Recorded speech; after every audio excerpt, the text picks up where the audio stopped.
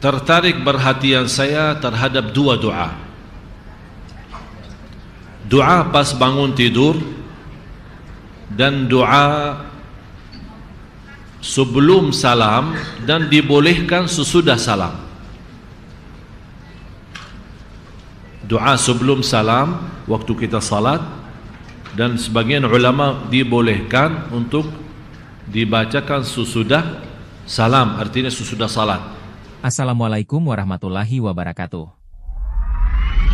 Bismillahirrahmanirrahim. Assalamualaikum warahmatullahi wabarakatuh.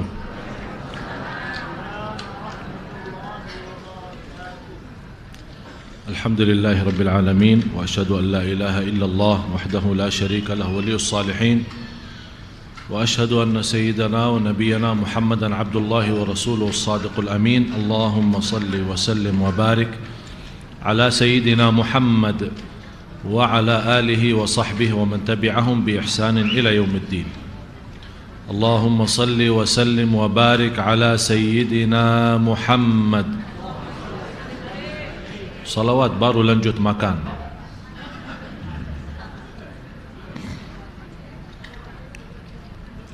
Subhanaka la ilma lana illa ma 'allamtana innaka antal alimul hakim. Maha suci Allah, Maha suci Allah, saya tidak memiliki ilmu apa-apa, hanya saja apa yang diberikan oleh Allah subhanahu wa ta'ala. Semoga semua yang hadir, Bapak Ibu Jamaah Masjid Agung Sunda Kelapa, di malam yang penuh barakat dan rahmat ini, malam Jumat, semoga semua senantiasa mendapatkan barakahnya malam ini.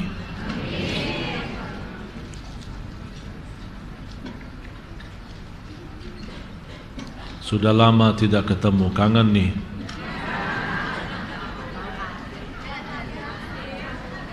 Ada tadi ketemu ibu di bawah pas sebelum iqamat maghrib.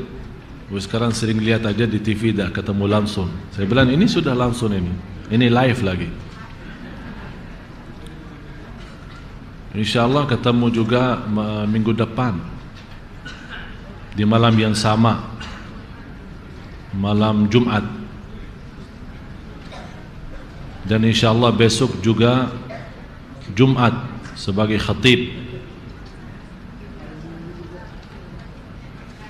Dan insyaAllah khususnya saya akan menjadikan bahasan khutbah besok surah 35 ayat 29 dan 30. Surah 35 ayat 29 dan 30. Ini bahan khutbah untuk besok. Dan insyaAllah juga akan ketemu malam minggu i'tikaf. InsyaAllah kira-kira kalau tidak salah jam 10 ceramah i'tikaf. Dan insyaAllah lanjut lagi, ketemu lagi hari Minggu jam 1 siang, tapi bukan di masjid, tapi lewat layar TV One. Mudah-mudahan dengan doa Bapak Ibu diberikan oleh Allah Subhanahu wa taala kepada saya kekuatan istiqamah. Jadi saya harap Bapak Ibu tolong doanya. Kalau lagi ingat saya pas lagi doa, lagi salat, tolong ingatkan, doakan saya. Dan insyaAllah mudah-mudahan lancar. Kalau jadi mudah-mudahan dengan doa Bapak Ibu, doa restu untuk insyaAllah isi di TV One setiap hari selama bulan Ramadan. Mudah-mudahan dengan izin Allah Subhanahu wa taala. Dan bagi jamaah insyaAllah tahun ini akan menjadi berbeda di bulan puasa. Walaupun saya tidak hadir sebagai imam, mungkin hadir sebagai makmum atau sebagai penjaga pintu di luar. Dua imam insyaAllah, adik saya sudah tahu, Syekh Muhammad, Anda sudah semua kenal. Dan satu lagi Syekh Yusuf. Dan Syekh Yusuf itu sengaja kita milih, mudah-mudahan menurut saya suaranya luar biasa. Mudah-mudahan suaranya bisa menenangkan jamaah. Dan di selama bulan Ramadan kami lagi berjuangkan mengundang mantan imam besar Masjid Nabawi untuk menimami kita. Tahun lepas, tahun kemarin alhamdulillah kita dapat Imam Quba dan Imam Qiblatain. InsyaAllah tahun ini saya masih harap Imam Quba lagi, Syekh Mahmud, yang barangkali Bapak Ibu sudah lihat, yang mukanya Masya Allah bersih putih. Tapi dikirakan kemungkinan tahun ini terpilih menjadi imam besar Masjid Nabawi yang dulu imam di sini. Jadi sekarang alhamdulillah dalam beberapa tahun ini Sunda Kelapa sudah dicetak dalam sejarah. Salah satu masjid Istiqlal pun minta, belum sempat karena sudah dijadwalkan duluan Masjid Sunda Kelapa. Dan insyaallah mudah-mudahan mantan imam besar Masjid Nabawi, walaupun beliau sudah usia, tapi saya sangat mengharap itu yang lagi kami berjuangkan, beliau akan datang walaupun 2 malam atau 3 malam. Dan salah satu perjuangan kami untuk Masjid Agung Sunda Kelapa dan untuk jamaahnya sekalian adalah insyaallah sudah ada persediaan dari pengurus Masjid Sunda Kelapa. Mulai habis puasa insyaallah saya akan isi rutin setiap minggu sekali selama 1 tahun. Karena saya bilang sama Mbak Aksa, kalau ingin saya isi rutin, tolong ada persediaan. Karena kadang-kadang saya terima undangan dari Sunda Kelapa sudah mendadak. Dan mohon maaf Bapak Ibu, sekarang alhamdulillah dan berkahnya doa Bapak Ibu, saya dapat boleh menerima jadwal siapapun harus 6 bulan duluan baru bisa dapat. Malah sekarang sampai habis puasa jangan ada yang telepon, jangan ada yang minta karena sudah full. Baru kemarin pulang dari Aceh, alhamdulillah. Sebelumnya di Surabaya saya hampir dalam 1 minggu 4-5 kali terbang dalam 1 minggu. Berarti saya tidur sudah di pesawat, ya, ganti baju di pesawat, turun sudah tiba di bandara, Yasin sudah siap jemput saya dan bawa baju ganti di bandara, terus naik pesawat lagi, terbang lagi. Mudah-mudahan insyaallah dengan doa Bapak Ibu semoga kita tetap jaga istiqamah dan ikhlas. Karena dengan berkahnya ikhlas dan istiqamah insyaallah kita akan mendapatkan segala-galanya. Amin ya rabbal alamin. Belum azan? Azanlah dulu sebentar. Sudah azan ini. Oh ini HP-nya ya. Bapak Ibu jemaah sekalian, tertarik perhatian saya terhadap 2 doa. Doa pas bangun tidur dan doa sebelum salam dan dibolehkan sesudah salam. Doa sebelum salam waktu kita salat, dan sebagian ulama dibolehkan untuk dibacakan sesudah salam, artinya sesudah salat. Doa yang pertama hadis sahih diriwayatkan Imam Tirmizi. Alhamdulillahi alladhi radda alayya ruhi.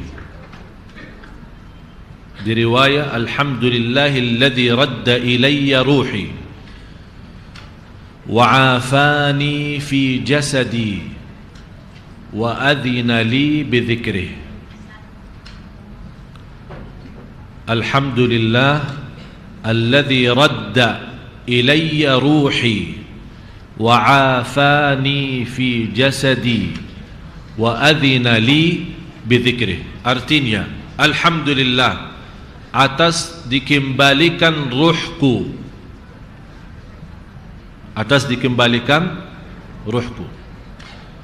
dan diberikan afiat di jasadku, badanku afiat, dan diizinkan untuk menyebut namanya. menyebut nama Allah. Artinya diizinkan kita beribadah lagi. Bapak Ibu, simpan ayat 42 di surah 39. Saya tidak akan terjemahkan, ini menjadi PR buat Bapak Ibu. Ada mati kecil, ada mati besar, ada kematian kecil, ada kematian besar, ada kiamah kecil, ada kiamah besar. Ada kematian kecil, kematian besar. Ada kiamah kecil, ada kiamah besar. Kematian kecil tidur. Kematian kecil adalah tidur. Dalilnya apa? Dasarnya apa? Itu yang saya berikan tadi. Surah 39 ayat 42. Kemudian kiamah kecil dan kiamah besar. Kiamah kecil saat kematian kita. Saat kematian kita. Jadi mati kecil adalah tidur. Mati besar adalah kematian kita. Kiamah kecil, mulai kiamah kita adalah saat kita meninggal dunia. Itu sudah termasuk kita kiamah. Jadi mulai dari disalati janazah, kemudian dikubur di alam barzakh antara dunia dan akhirat sambil menuju ke akhirat, itu namanya kiamah kecil. Kiamah besar di saat dibangkitkan oleh Allah seluruh makhluk. Saat dibangkitkan oleh Allah seluruh makhluk, termasuk manusia, jin dan seluruh binatang. Itu kiamah besar. Jadi dasar yang tadi kiamah kecil adalah surah 39 ayat 42.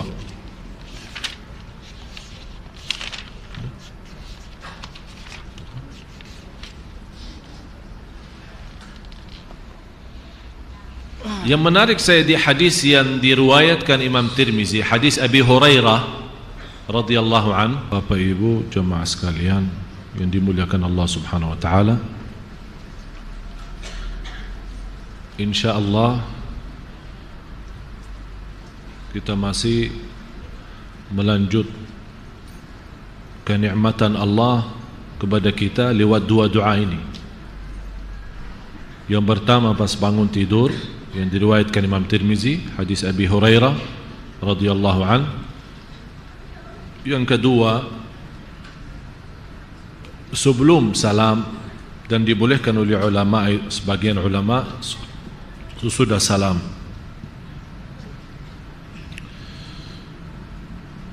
Dan insyaallah minggu depan kalau masih kita sama-sama punya umur, saya akan bahas 10 hal, 10 perkara yang menghalangi kita dari Allah.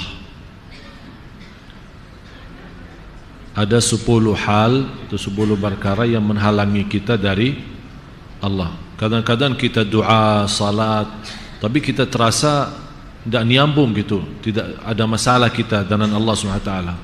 Kok kenapa tidak nyambung dalam salat kita, ibadah kita?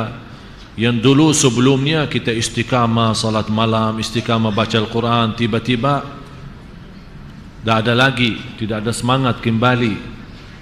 Walaupun tetap kita salat malam, baca Quran, tapi kok mulai berkurang, bukan mulai bertambah. Seharusnya semakin panjang umur semakin bertambah, semakin lebih baik kepada Allah, semakin lebih mendekatkan diri. Ada 10 hal, 10 perkara yang membuat kita menjauhkan kita dari Allah, yang menghalangi kita sampai kepada Allah, yang kita tidak sadari. InsyaAllah yang menjadi bahan bahasan kita di malam Jumat yang akan datang. Dan insyaallah mudah-mudahan tahun ini saya akan berangkat haji. Mudah-mudahan insyaallah dengan doa Bapak Ibu semoga lancar. Dan alhamdulillah kami bisa juga bantu sebagian banyak jamaah yang ingin berangkat tahun ini tapi tidak sempat berangkat karena saya langsung mendapatkan visa spesial dari keluarga raja. Semoga insya Allah, dan kami alhamdulillah dapat kurang lebih 2000 visa. Yang berkenan insya Allah kita bisa bantu untuk berangkat bersama-sama tahun ini haji. Alhamdulillahilladzi radda ilayya ruhi. Alhamdulillah yang telah kembalikan ruhku. Jangan lupa Bu, jangan lupa PR-nya ya. Surah 39 ayat 42. Alhamdulillahilladzi radda ilayya ruhi. Alhamdulillah yang telah kembalikan ruhku. Kata kembali ruh berarti sudah dicabut. Makna daripada kembali ruh berarti sudah tidak ada sebelumnya. Berarti pas lagi kita tidur tanpa kita rasa diambil nyawa kita. Ini dasarnya di ayat ini yang tadi saya berikan. Nanti Bapak Ibu bisa belajar artinya lebih dalam. Surah 39 ayat 42. Allah subhanahu wa ta'ala dengan izinnya dan masih memberikan kepada kita kesempatan kembalikan ruh dan kita bangun. Bukan hanya kembalikan ruhnya, ada orang banyak yang dikembalikan ruhnya oleh Allah tapi ternyata bangun tapi dalam kondisi sakit, tiba-tiba bisa stres, bisa tiba-tiba tidak bisa bergerak sama sekali, stroke, bisa juga pokoknya bermacam masalah, bisa jadi bermacam masalah. Bisa juga orang tidur yang namanya kematian kecil bisa menjadi menantar kematian besar. Artinya dibangunkan oleh keluarga untuk salat subuh, ternyata sudah meninggal. Jadi harus kita merasa Bapak Ibu, saat kita bangun tidur dan membaca zikir ini, harus kita merasa Allah masih memberikan kita kesempatan kembali dengan kata Alhamdulillah, dan terasa kehidupan kita yang baru ini di hari ini. Inilah sebuah kesempatan dan kemuliaan oleh Allah subhanahu wa ta'ala. Yang kedua, wa'afani fi jasadi, yang telah memberikan afiat, sehat.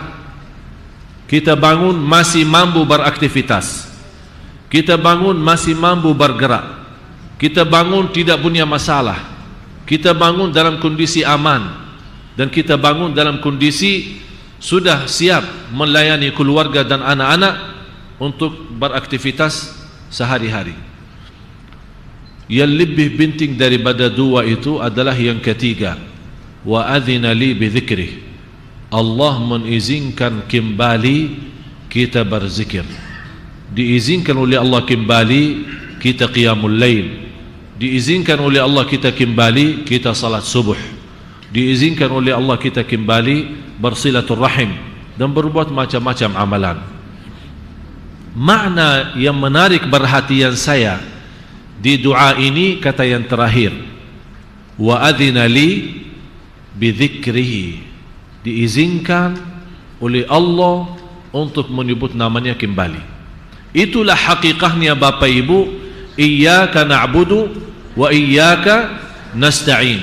Berapa banyak manusia sepanjang malam menghabiskan untuk berdusta dan bermaksiat kepada Allah. Berapa banyak manusia yang mengisi waktunya di diskotik. Berapa banyak yang manusia yang menghabiskan waktunya di karaoke. Berapa banyak manusia menghabiskan waktunya untuk di depan TV. Berapa banyak manusia menghabiskan waktunya bermacam-macam dosa dan maksiat di malam hari sampai subuh. Malah saya pernah tinggal di sebuah hotel, pas azan subuh masih suara diskotiknya, suara musiknya keras, seolah-olah mereka sudah berani melawan Allah subhanahu wa ta'ala dan melawan Islam. Padahal 90% yang kita lihat orang-orang yang keluar masuk itu rata-rata orang Islam. Jadi Bapak Ibu, harus kita merasa salah satu kenikmatan besar bagi kita adalah Allah memberikan taufiknya kita mau beribadah kembali. Bukan masalahnya kita mau atau tidak, bukan karena masalahnya kita punya cita-cita atau keinginan untuk memiliki istiqamah atas beribadah. Ini semuanya pertolongan dari Allah. Jadi harus kita rasa awal langkah ibadah kita, awal langkah datang kemari ke Masjid Agung Sunda Kelapa ini, awal langkah untuk bersedekah, awal langkah untuk menjaga rumah tangga, awal langkah untuk mendidikan anak, semuanya dasarnya taufik dari Allah Subhanahu wa taala. Ini yang membuat kita malu sebagai hamba yang masih banyak kekurangan, masih banyak dosa, banyak maksiat, tapi Allah masih mau mengizinkan kita beribadah kepadanya. Padahal Allah tidak butuh ibadah kita. Kalau semua makhluk yang ada di muka bumi semuanya tidak salat, semuanya kafir, semuanya tidak bersaksi dalam kalimat syahadat, Allah tidak akan rugi apa-apa. Yang rugi adalah kita sendiri. Jadi kalau Allah memilih dari orang sekian juta di muka bumi, yang sekian juta di muka bumi berzina, sekian juta di muka bumi berghibah, sekian juta di muka bumi bernamimah, sekian juta di muka bumi beriba, sekian juta di muka bumi berbuat macam-macam maksiat, dosa besar maupun kecil, kita diselamatkan oleh Allah dan memilih kita bangun malam hari, mengangkat tangannya, bermunajat, Allah Subhanahu wa taala mendengar bisikan doa kita, mendengar suara-suara takbir kita di salat malam. Wallahi Bapak Ibu, ini semuanya kenikmatan besar dari Allah Subhanahu wa taala. Kalau bukan izin Allah, wallahi kita tidak akan mampu berbuat ibadah. Salah satu yang menunjukkan rahmat dan kasih sayangnya Allah kepada kita, saat dilahirkan Rasulullah bersabda, kullu mauludin yuladu alal fitrah, setiap anak Adam dilahirkan atas suci. Siapa yang membawakan kita suci pas kita lahir ke dunia? Siapa yang menjadikan kita hamba tanpa diberikan info, tanpa diberikan pendidikan, tanpa diberikan ajaran, kita bisa kenal Allah karena fitrah dan suci kita, hati nurani kita. Siapa yang menwujudkan hati nurani itu? Siapa yang menjadikan kita hamba suci saat kelahiran ke dunia ini, yang merusakkan kehidupan kita menjadi kondisi seperti ini? Yang pertama adalah kedua orang tua. Baru begitu kita sudah besar dan dewasa, lingkungan dan kehidupan kita sehari-hari yang membuat kita sendiri merusakkan dan mengkotori fitrah kita, kesucian kita yang sudah diberikan oleh Allah Subhanahu wa taala. Apakah kita pernah berfikir saat kita melihat seorang non muslim, Hindu, Buddha atau apapun agamanya, apakah kita pernah berfikir kenapa Allah milih saya tidak menjadi seperti mereka? Kenapa Allah memilih Anda selamat dari neraka Jahannam dengan kata dua kalimat syahadat? Kenapa Allah milih Anda diselamatkan oleh Allah dari siksa neraka maupun siksa kubur maupun siksa di dunia ini, bermacam bala dan musibah, agar Anda karena selamat dengan salat tahajud, dengan istighfar, dengan zikir, dengan bermacam-macam amal salih. Siapa yang memberikan kemudahan kita mau melaksanakan amal salih? Ini yang membuat kita malu di hadapan Allah. Padahal Allah tidak butuh ibadah kita, Allah tidak memerlukan ibadah kita. Bapak Ibu, harus kita benar-benar merasakan Allah masih sayang sama kita. Allah masih mau memberikan kesempatan untuk datang istiqamah majlis ilmu dan majlis zikir. Walaupun kita ingin taufiknya Allah tetap beristiqamah kepada kita sebagai sebuah kenikmatan, agar saat kita merasa terharu, saat kita merasa kenikmatan iman dan Islam saat majlis, agar kita juga saat di luar majlis, di mana saja berada, kita masih merasa kenikmatan yang diberikan oleh Allah Subhanahu wa taala. Yang membuat saya takut ada satu hadis Rasulullah SAW bersabda, akan datang satu zaman yang saya yakin zaman ini sudah tidak beda jauh apa yang disebut oleh Rasulullah, yang paginya dia mukmin, malamnya sudah kafir. Yang malamnya dia mukmin, paginya sudah kafir. Siapa yang menahan qalb yang membuat kita masih mau menyebut nama Allah? Siapa yang masih bertahankan kalbu kita untuk berangkat tangannya dan menadu kepada Allah? Siapa yang melancarkan lidah kita saat kita memiliki sebuah nikmat, kita mengucapkan alhamdulillah. Siapa yang memberikan kekuatan untuk kita saat kita menghadapi sebuah cubaan dan ujian, kita bersabar. Walaupun kadang-kadang cubaannya itu berat, sebagai manusia kita bisa terima, tapi Allah menguatkan kita dengan ibadah sabar. Dan Allah Maha tahu dengan ibadah sabar kita bisa mendapatkan surganya. Berarti Bapak Ibu, kalau kita mau masuk surga, kita tidak bisa apa-apa. Benar-benar terbukti, la haula wa la quwwata illa billah. Kita tidak punya upaya dan daya untuk laksanakan apa-apa. Apapun apa-apa itu, setiap langkah tidak akan mampu kecuali dengan izin Allah. Itulah hakikatnya yang kita setiap hari baca dalam salat fardu 17 kali. Iyyaka na'budu wa iyyaka nasta'in. Habis kita memohon dan akui, ya Allah kami memang senang, kami ya Allah memang mau, kami ya Allah benar-benar hanya beribadah kepada Engkau ya Allah. Kami mohon pertolongan darimu ya Allah. Karena dengan pertolonganmu ya Allah kami masih bisa beristiqamah. Ya Allah kami takut kalau pagi hari kami mukmin, sore hari atau malam hari sudah kafir. Bisa berpaling hati kita, na'udzubillah. Bisa berpaling dari Allah. Wallahi Bapak Ibu, sebuah taufik yang besar yang tidak bisa terhitung dan dinilai dengan harta dunia dan segala isinya. Allah memberikan kepada kita hati yang bisa lewat hati itu mengenal Allah. Tapi ada banyak orang, na'udzubillah, walaupun dia tahu Allah itu siapa, tapi dia tidak bisa memiliki sebuah anugerah iman dan takut atau malu terhadap Allah. Dengan iman dan takut dan malu, dia bisa membuat bermacam-macam ibadah. Oleh karena itu kita lihat, dengan enak, dengan mudah tersebar maksiat dan dosa. Dengan enak dan mudah tersebar berzinaan. Dengan enak dan mudah tersebar riba. Padahal kita umat Islam tahu dosa riba. Satu dosa riba itu lebih besar dari 36 kali berzina dengan ibunya sendiri. Tapi mereka masih berlaku riba itu.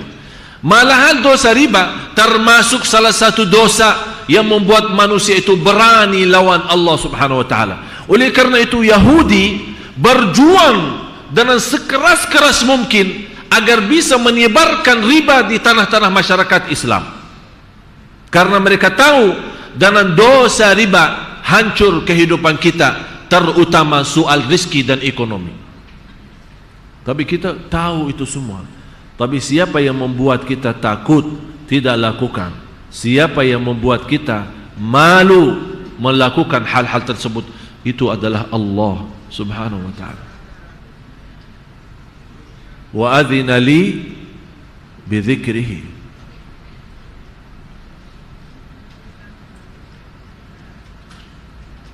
Kullukum dhalun illa man hadaitu. Di hadis yang qudsi kata Allah, semua manusia tersesat kecuali siapa di antara mereka yang aku hendaki memberikan petunjuk. Mintalah petunjuk kepadaku.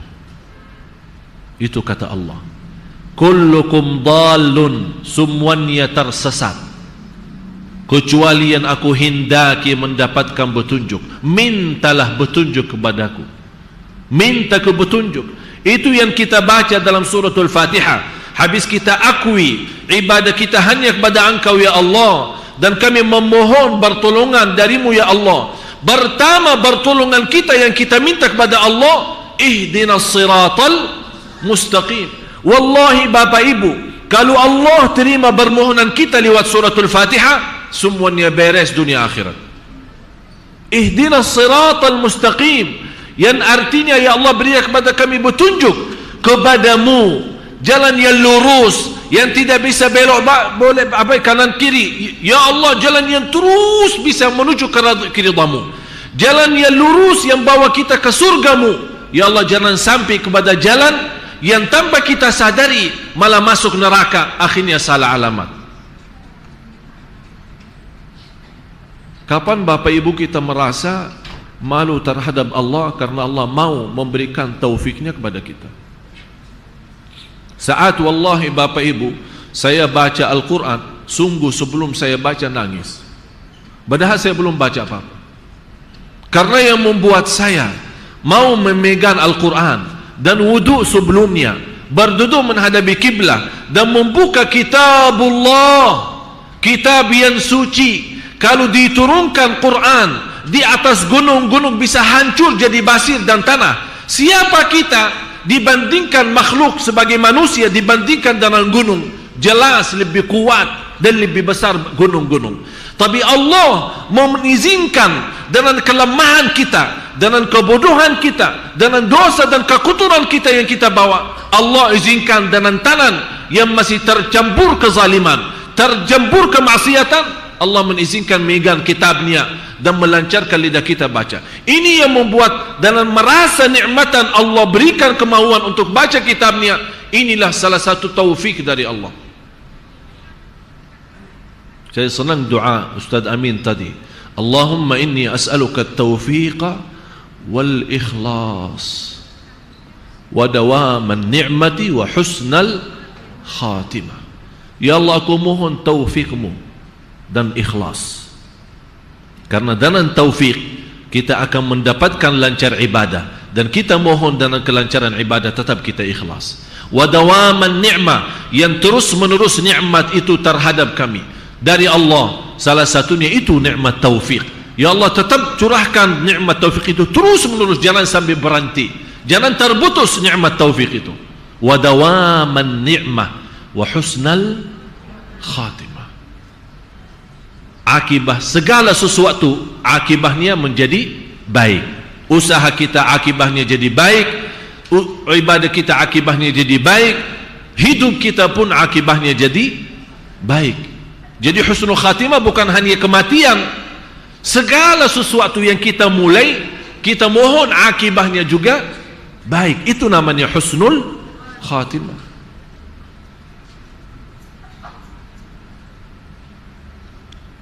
Berbakti baik sama orang tua, kalau kita mau, ini termasuk juga taufik dari Allah Subhanahu wa ta'ala. Termasuk Bapak Ibu, saat kita berdoa, saat kita baca Quran, saat kita tahajud, saat kita laksanakan amal ibadah, kita terharu dan nangis, wallahi nangisnya itu taufik dari Allah. Karena dengan nangisnya tersuci hati kita, dengan nangisnya terjamin kita tidak tersiksa di neraka jahanam. Coba bayangkan, nangis menjaminkan kita selamat dari neraka jahanam. Kalau kita bisa sudah nangis karena dengan nikmat nangis itu selamat dari neraka jahanam, mau apa lagi? Itu yang kita harapkan. Semua kita harap diselamatkan oleh Allah dari siksa neraka jahanam. Kapan saatnya Bapak Ibu kita mulai merasa malu terhadap Allah? Kapan saatnya kita mendahului orang memaafkan? Saya kasih satu gambaran. Kalau Bapak Ibu melihat seorang tidur di tanah jalan, ditiupi dengan angin yang cukup kencang, saat lewat angin di atas orang yang tidur, terbuka bajunya, terlihat auratnya, apa yang kita lakukan di saat itu?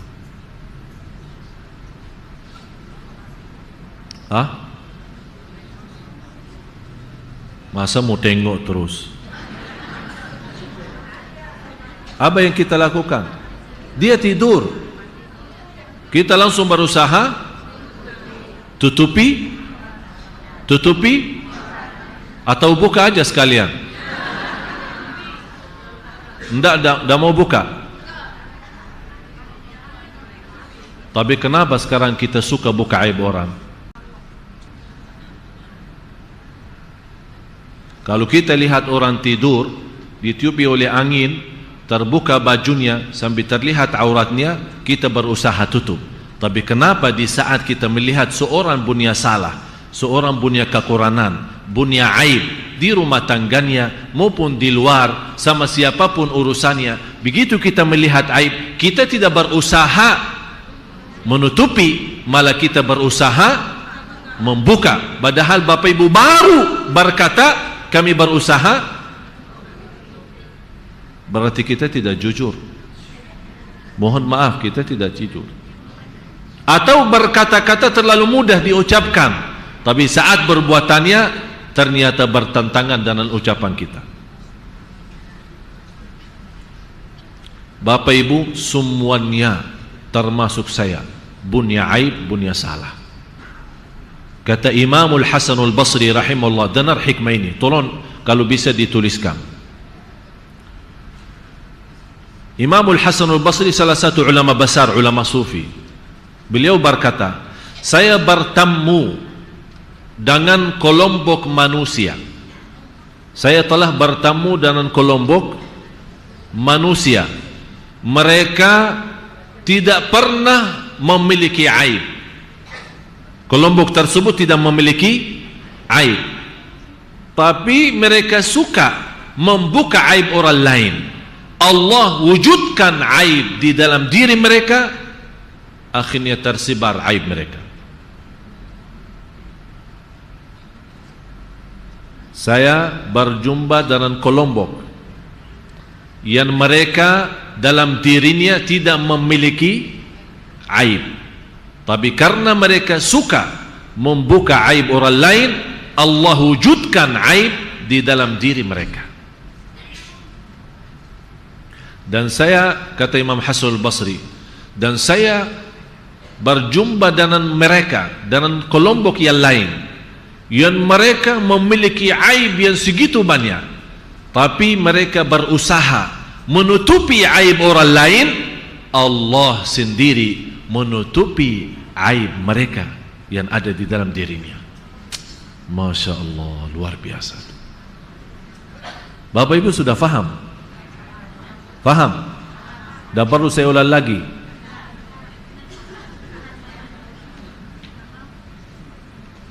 Tapi ini masalahnya, ada kata dalam bahasa Arab, in kunta la ta'lamu fatilka musibatun, wa in kunta ta'lamu fa musibatu akbaru. Kalau belum tahu itu sudah musibah, kalau sudah tahu musibah itu lebih besar. Sekarang baru saya bertanya, sudah faham? Faham. Itulah yang menjadi musibah besar, karena kita belum melaksanakan. Kalau kita belum tahu itu sudah musibah, tapi kalau sudah tahu, sampai saya nawarkan ulang lagi, enggak, sudah faham, itu menjadi musibah lebih besar. Oleh karena itu Bapak Ibu, kalau memang kita harap punya masalah, punya aib, malu kita ditahu sama orang. Kalau kita memang ingin Allah menutupi aib kita, yang barangkali kita belum tahu, bisa Allah tunjukkan kepada seorang aib kita. Ternyata orang ini cerewet, orang ini tidak bisa tahan lidahnya. Begitu dia lihat aib kita, sebar sana sini. Tapi dengan kekuasaannya Allah, karena kita tidak ada kemauan sama sekali membuka aib orang lain, walaupun terkumpul seluruh manusia untuk mencari kekurangan dan aib kita, mereka tidak akan bisa dapat apa-apa, karena Allah yang melindungi kita. Oleh karena itu, jadilah orang yang memiliki kekurangan dan aib, dan berusaha menutupi aib orang lain, agar Allah sendiri yang jaga kita. Kita tidak harap manusia yang menjaga kita. Wa adzina li bidzikrihi, Allah telah izinkan kita menyebut namanya kembali. Banyak rahasia di zikir ini pas bangun tidur. Saya mohon Bapak Ibu, saat bangun tidur baca doa ini, tolong rasakan Allah masih mengizinkan kita punya umur, dan memanfaatkan izin Allah untuk kita beribadah lagi. Alhamdulillahilladzi radda ilayya ruhi wa afani fi jasadi wa adhina li bidzikrihi. Alhamdulillah yang telah kembalikan ruhku dan diberikan afiat di badanku, dan diizinkan kembali untuk beribadah kepadanya. Doa yang kedua dalam arti tidak beda jauh. Hadis sahih Muadz ibnu Jabal yang diriwayatkan Imam Abi Dawud Rasul menwasiatkan kepada Mu'adz, la tada'anna, jangan tinggalkan habis salat. Dalam bahasa hadis, dubur kullu salat. Artinya dubur kullu salat, artinya di ujung-ujung salat. Ditafsirkan oleh ulama, dubur kullu salat adalah sebelum salam dan boleh sesudah salam. Dibaca 3 kali. Kalau yang tadi baca cuman 1 kali yang bangun tidur. Allahumma a'inni ala dzikrika wa syukrika wa husni ibadatik. Bapak Ibu sudah hafal ya? Ibu sudah hafal? Yang sudah hafal angkat tangan. Tadi barusan banyak yang baca. Hah? Atau cuma ikut saya aja ya? Coba sama-sama. Allahumma a'inni ala dzikrika wa syukrika wa husni ibadatik.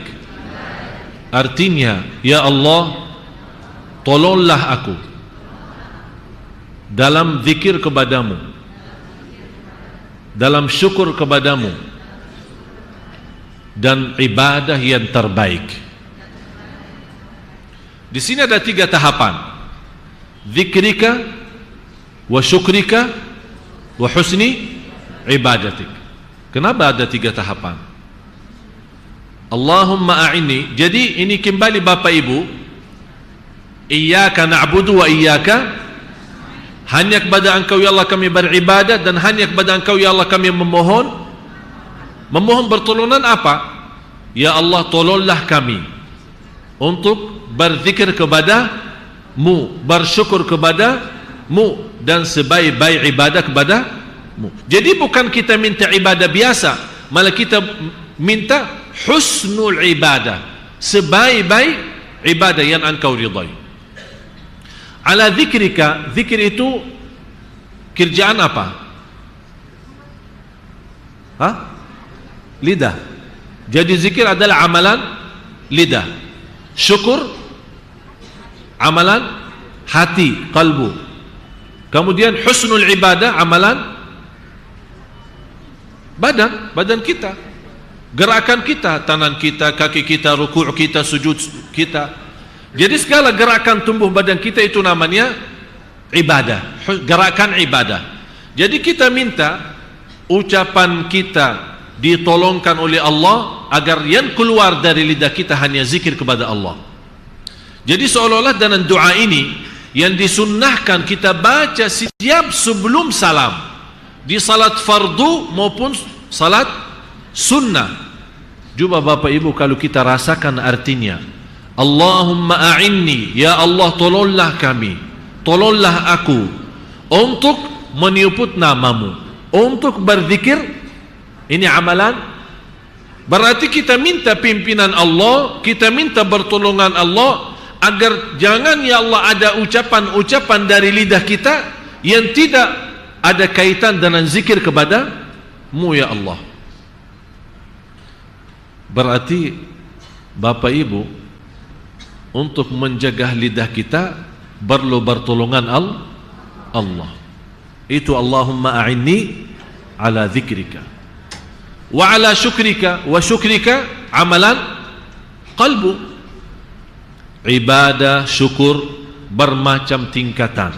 Yang paling tinggi adalah syukrul qalbi. Tingkatan syukur bermacam tingkatan. Yang paling tinggi adalah syukur qalbu. Terus yang terakhir wa husnul ibadah. Ibadah sebaik-baik ibadah, sebaik-baik gerakan. Seolah-olah ya Allah kami mohon setiap gerakan kaki kepada yang terbaik, setiap gerakan tangan kepada yang terbaik, setiap gerakan mata melihat sesuatu kepada yang terbaik, yang Engkau ridai.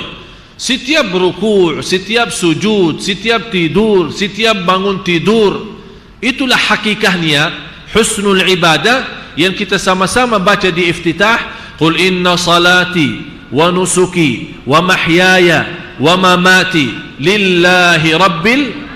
Jadi hidupku dan matiku pun lillahi rabbil alamin. Berarti kita sudah benar-benar dengan kata itu, kita sudah membuat perjanjian sama Allah. Ya Allah, saya tidak akan macam-macam, karena segala hidupku dan matiku pun hanya kepada Engkau, ya Allah subhanahu wa ta'ala. Saya akhiri satu cerita.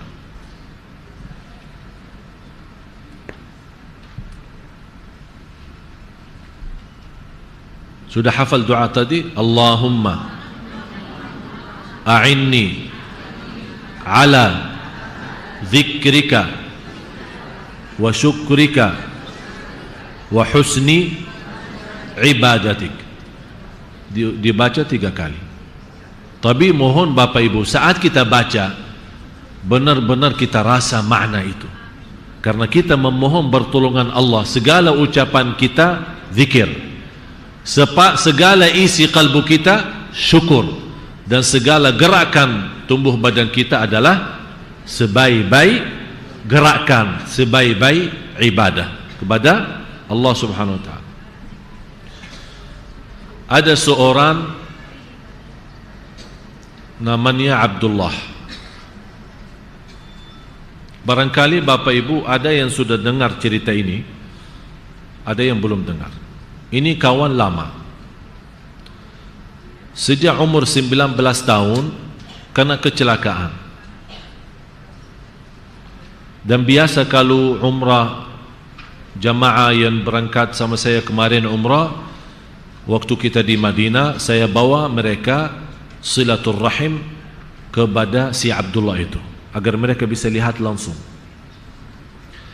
Dari umur 19 tahun, sekarang umur sudah 20 tahun dalam kondisi stroke total, tidak bisa bergerak sama sekali.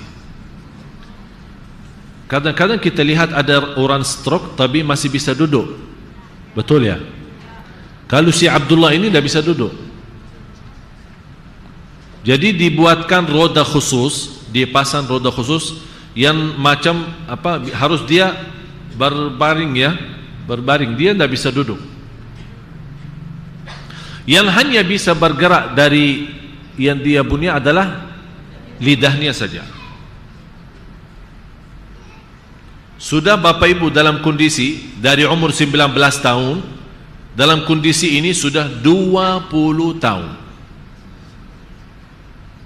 Pernah saya bertanya sama beliau, inilah yang Bapak Ibu yang mengikatkan cerita ini dengan doa yang tadi, Allahumma a'inni ala dzikrika, kita mohon pertolongan Allah. Saya bilang, Abdullah,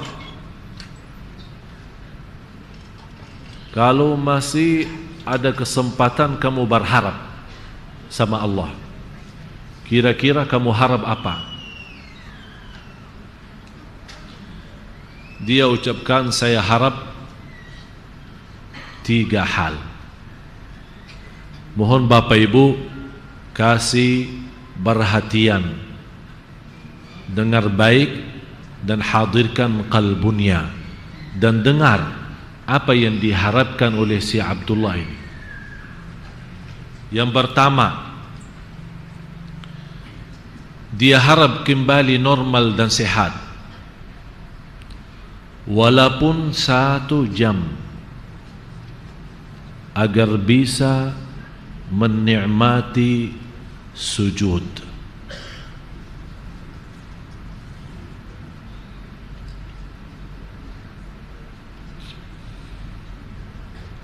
Agar bisa sujud. Karena beliau 20 tahun jaga salat tepat waktu, salat malam, duha dan segala sunnah-sunnah, tapi dia tidak bisa sujud. Berapa di antara kita, anak-anak kita, sahabat kita, keluarga kita yang Allah masih berikan umur tapi memainkan, meramaikan salat. Bapak Ibu, kesempatan bagi kita, jangan sampai habis kesempatan sehat wal afiat tidak bersujud lillah, tidak menjaga salat, nanti kita akan harap seperti Abdullah. Jangan seperti itu. Manfaatkan kesempatan yang masih ada sebelum nanti tidak ada.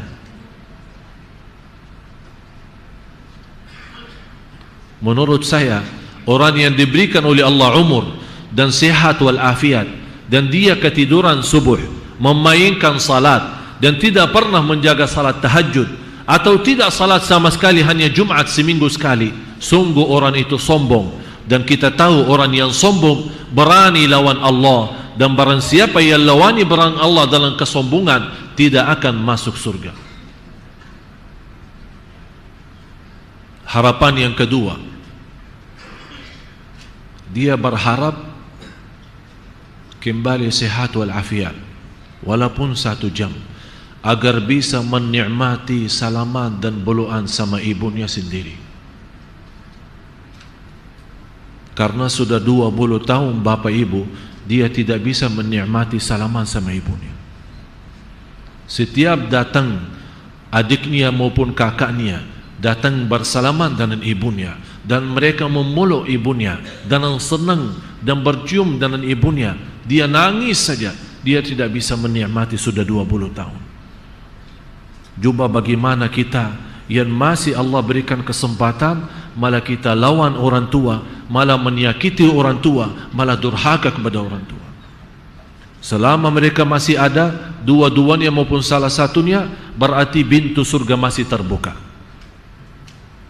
Bapak Ibu yang dimuliakan Allah, setiap kesenyuman di wajah kedua orang tua karena ketaatan kita kepada mereka akan mengundang rahmat dan membuka pintu surga. Dan setiap titis air mata di wajah orang tua karena kedurhakan kita kepada mereka, wallahi akan mengundang azab dan membuka pintu neraka. Silahkan anda milih, anda mau yang mana. Tinggal anda milih. Si Abdullah sudah tidak sabar lagi. 20 tahun dia melihat saudaranya mampu bersalaman dengan senang dengan ibunya sendiri. Dia tidak bisa menikmati itu. Dia harap kembali sehat wal afiat agar bisa berbeluk dengan ibunya dan bercium dengan ibunya. Dia tidak tega dan tidak sabar lagi melihat ibunya selama 20 tahun Abdullah buang air besar di atas tangan ibunya sendiri. Ya Allah, ibu kita memiliki hati besar. Siapa di antara kita yang tega untuk menaruh tangannya di atas seorang yang dia tidak kenal, atau seorang yang dia kenal tapi bukan ada? Ini yang membuat Abdullah tidak sabar dan terpaksa nikah. Dan saya berkata sama beliau, apa yang kamu bisa guna buat nikah? Malah subhanallah, jodohnya sama seorang yang terkenal, cantiknya luar biasa. Dan saya bertanya sama istrinya, kamu apa yang kamu harap dari Abdullah, orang-orang yang tidak bisa apa-apa? Apa dia jawab? Saya yakin masuk surga lewat Abdullah. Kata seorang istri yang luar biasa, cantiknya masih muda, tapi dia tahu suaminya tidak bisa apa-apa, dan suaminya memaksa diri untuk menikah walaupun tidak mampu apa-apa, karena dia sudah tidak tega untuk membuang air besar di atas tangan ibunya. Bapak ibu manfaatkan kesempatan yang masih punya orang tua, yang masih memiliki orang tua. Wallahi kesempatan kita bisa dengan mudah masuk surga Allah. Segala ibadah kita diterima kalau orang tua kita ridha dan senang. Berusaha. Yang punya orang tua tapi jauh tempatnya, bukan di Jakarta, dan kita pindah ke Jakarta, jangan lewat 1 hari belum angkat telefon mendengar suara mereka dan berkata-kata yang manis yang menenangkan hati mereka. karena sungguh apa yang kita berbuat terhadap mereka dengan ucapan yang baik yang membuat orang tua senang, membuat orang tua senyum, Allah sendiri akan senang. Dan kalau Allah sudah senang, jangan khawatir apa-apa, semuanya akan Allah membina dan memimpin kita dalam segala urusan. Tapi sebaliknya, kalau kita orang yang durhaka, malah menyakiti perasaan mereka, segala ibadah kita, termasuk haji dan umrah, termasuk baca Quran, termasuk puasa dan sedekah, tidak ada gunanya dan artinya di sisi Allah, karena mereka orang tua belum ridha. Harapan yang ketiga,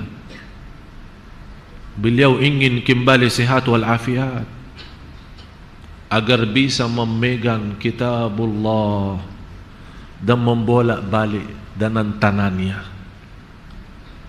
Masya Allah, Abdullah harap kembali sehat walafiat biar bisa bolak-balik Al-Quran dengan tangannya yang saat ini tidak bisa apa-apa. Berapa di antara kita yang sudah sehat walafiat jarang megang kitabullah, kecuali lagi saat butuh, punya masalah kemiskinan baca Al-Waqi'ah, punya orang meninggal baca Yasin, punya orang lagi hamil baca surat Maryam maupun surat Yusuf. Habis itu sudah kita. Padahal Allah memberikan kenikmatan tangan dalam kondisi sehat. Ini Abdullah yang sudah bapak ibu 20 tahun dia tidak bisa megang Quran, dia punya harap bisa megang dan membolak-balik halamannya.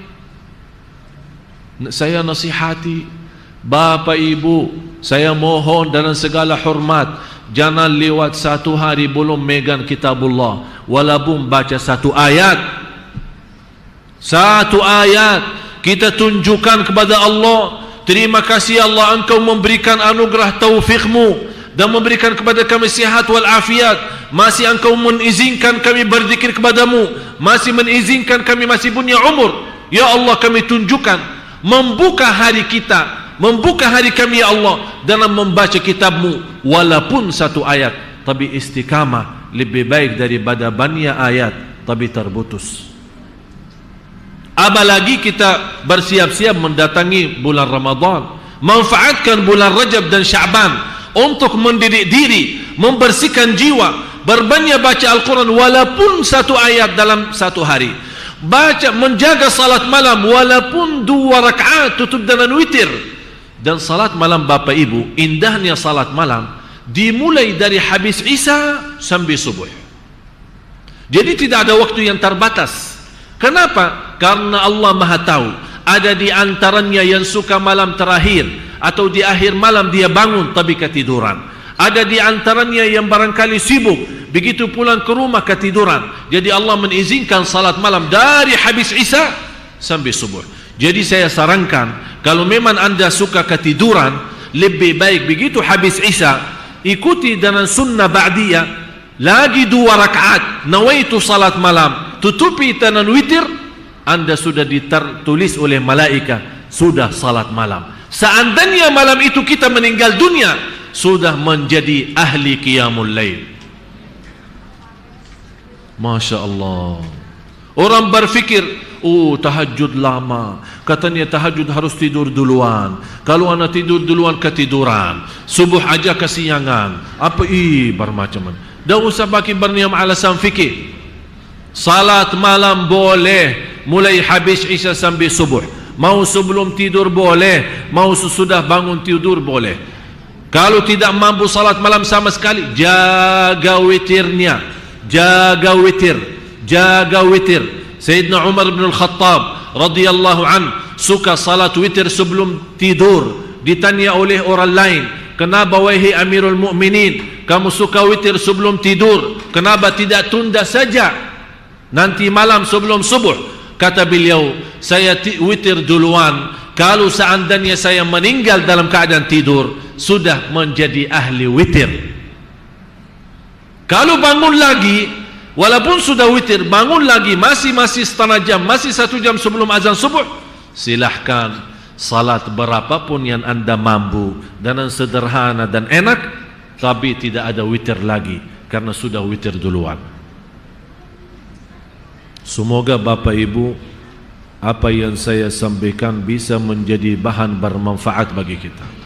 bisa memberikan wawasan dan mensadarkan kita kembali. Bapak Ibu, saya tidak harap ada di antara kita menjadi Abdullah baru dia punya cita-cita dan keinginan. Padahal Bapak Ibu, Abdullah ini yang sudah 20 tahun dalam kondisi itu, yang tidak bisa megang Al-Quran, sudah berhasil menghafal Al-Quran 30 juz. Kalau dia punya alasan di hadapan Allah, ya Allah saya tidak bisa megang Al-Quran, ya Allah saya tidak punya siapa-siapa yang membimbing saya untuk baca Al-Quran, masih kita punya alasan. Tapi bagaimana kita yang sehat walafiat, kalau ditanya nanti di hari kiamat oleh Allah, kenapa bertahun-tahun kita diberikan kesempatan tapi kita tidak membaca walaupun satu ayat? Bapak Ibu, marilah kita buka halaman baru sama Allah, supaya insya Allah Rajab dan Sya'ban kita benar-benar memiliki persiapan masuk sekolah Ramadan. Dalam sekolah Ramadan kita insya Allah semua yang hadir mendapatkan ridha Allah dan dijauhkan oleh Allah dan dibebaskan dari neraka Jahannam. Itu ujung-ujungnya di bulan Ramadan, diselamatkan oleh Allah dari neraka Jahannam. Jangan kita orang begitu datang bulan puasa membaca Al-Quran hanya di bulan puasa, begitu habis bulan puasa kita taruh lagi di dalam lemari, insya Allah ketemu bulan puasa yang akan datang. La haula wa la quwwata illa billah. Siap jamaah sekalian? Jangan insya Allah. Siap baru insya. Kalau bilang insya Allah siap berarti belum siap. Insya Allah, terus gimana? Insya Allah, sudah faham? Insya Allah. Kapan? Insya Allah. Mulai? Insya Allah. Jadi insya Allah mulu, dah akan terjadi. Tapi kata Allah, fa idza azamta fatawakkal ala Allah. Berazam dulu, siap dulu, ada kemauan dulu, baru minta tolong kepada Allah. Semoga Allah berikan kepada kita semua pertolongannya. Allahumma a'inna ala dzikrika wa syukrika wa husni ibadatik. Ya Allah, berilah kepada semua Bapak Ibu taufikmu agar senantiasa bisa istiqamah. Ya Allah, berilah kepada kami semua taufikmu agar bisa menahan hawa nafsu kami. Ya Allah, berilah kepada kami taufikmu agar senantiasa mendapatkan segala permohonan dan hajat kita diterima.